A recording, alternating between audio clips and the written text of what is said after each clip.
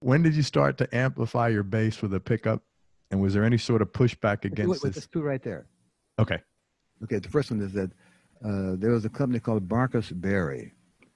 It came out, they were in Long Beach, California. And somehow I stumbled on them as being people who were inventing or working on a bass pickup. The original one that I saw from someone was it was attached to the fingerboard, worked by magnets.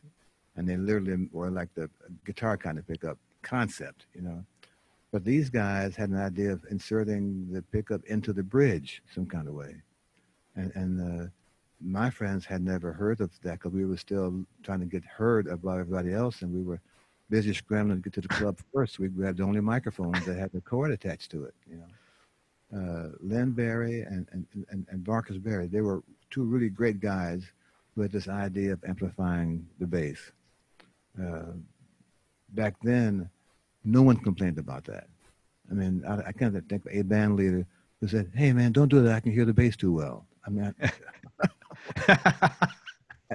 I just didn't understand why we have this issue today about pickup or no pickup. But that's another story, another question. Two paragraphs away from now.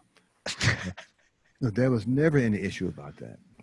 We were always concerned as how best can we get the recorded sound on the studio to be matching the sound that we hear at our house when we're not plugged up to a board or amplifier. Well, ultimately, engineers would come out, my friends would come out to the room and would hear the bass in the room and try as best as they could with the gear they had at that time, which was still evolving, it's still being developed, to see if they could match this sound that they heard in the room with the sound on this disc they were trying to make in the control room, and understanding that when I play a note in March in this room, there are four people who affect that note when it gets to your house.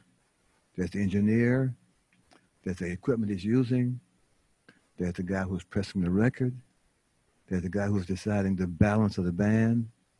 All these people affect that note I play in March when you hear it in September of a year later.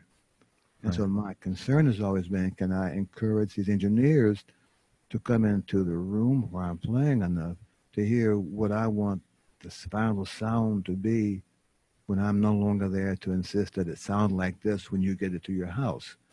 And to do that, it takes me on my part to be as consistent as I physically can to give them enough of this signal, enough of this F sharp, to make them have enough to work with. So when they start trimming the edges off, like a tree, you know, when they start pruning this note, and God help me if they do, that there's enough left that still look like a Christmas tree. Yeah. Rather than an ornament, you Yeah. know. And but there's always a curious about how what pickup has less feedback, and which one detracts from the bass physically, and what's the longevity of this pickup? Is it crystal? Is it piezo? Does it add much weight to the bass itself physically? What kind of cable does it have? What kind of pickup what kind of amplifier do you really need? All these things are still developing because bass players are now being more curious as to how they sound to the guy who's sitting in row F, 4 stories up, rather than the guy who's sitting next to him on the stage, the piano player.